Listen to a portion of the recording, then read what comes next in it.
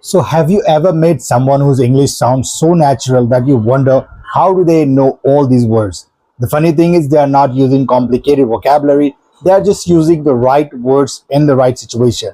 So today I'm going to share words and phrases that native speakers use all the time. And don't worry, I'm not gonna give you boring dictionary definition. I'll show you exactly how these words are used in real life. So let's get started. The first word we have irritate. Now we all have things that irritate us. Maybe it's someone chewing loudly, or what you say, like maybe it's a mosquito buzzing around your head at night, right? Or maybe it's that one friend who says I'm on my way when they are still at home, right? All of those things can irritate you. For example, I have an example for you. It really irritates me when people use their phones during a movie, right? See, you're not angry, you're not furious, you're just annoyed. So that's irritation we can call. And next is instinct. Instinct, right? Have you ever had a feeling that something wasn't right even though you couldn't explain why? That's instinct, right? It's that little voice in your head that says something feels off. I would just say, for example, my instinct told me not to trust her, right? Or I would just say, like, trust your instincts when something doesn't feel right. Sometimes your instinct notices things before your brain does. So now let's talk about the drip down word. We have this phrasal verb. Imagine you are outside on a hot day. You have been working for 20 minutes. In sweat starts dripping down your face. Like that's exactly what drip down means, a liquid slowly moving downward on your face. For example, the rainwater was dripping down the window. Or you can just say, like sweat dripped down his forehead during the race.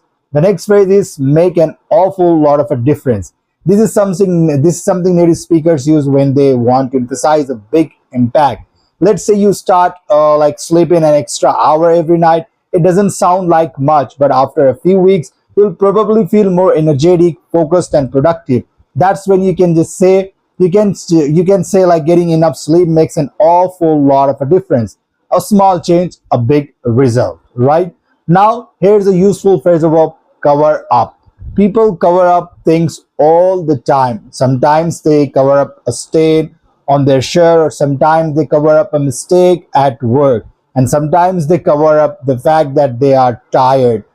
I have an example for you. He tried to cover up his mistake. Or you can just say, right, like she used makeup to cover up the dark circles under her eyes. Like basically, if you're hiding something, you're covering it up, right? So that's what that is. Like next is a phrase I use all the time. I always go back to. You know, when you try new things, but somehow you keep returning to your favorite one. That's exactly what this phrase means. For example, I can just say, I've tried lots of coffee shops, but I always go back to this one. Or you can just say, like, whenever I need inspiration, I always go back to that book.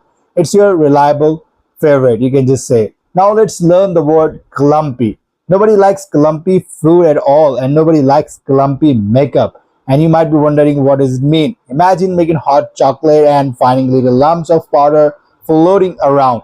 That's called lumpy. For example, I have an example for you. The sauce became clumpy because I didn't stir it properly. Clumpy means lumpy, uneven, and not smooth at all.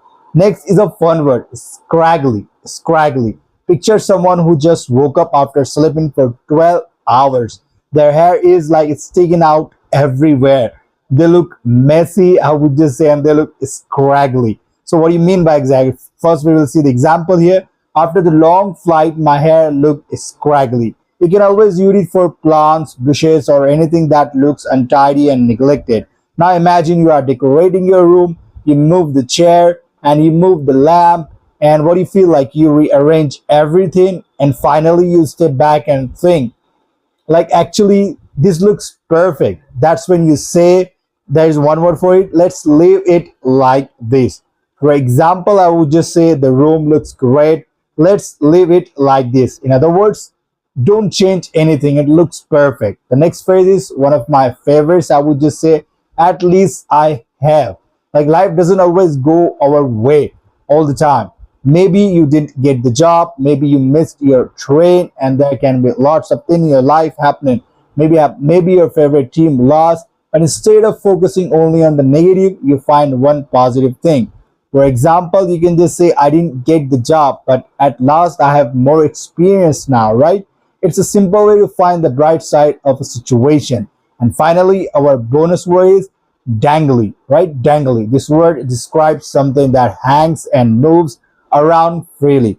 For example, I have an example for you. She wore dangly earrings to the party, right? Or you can just say the cat was playing with a dangly piece of string. If it hangs and strings, it's probably dangly. Now I have a challenge for you. You have to listen to me. Don't just watch this video and move on. Pick one word from today's lesson and write your own sentence in the comments. Maybe use instinct, or you can use scraggly, or you can have the cover up in your head. The more you use new vocabulary, the faster it becomes part of your everyday English. And if you have enjoyed this lesson, hit the like button, subscribe, and I'll see you in the next video. Thanks for watching.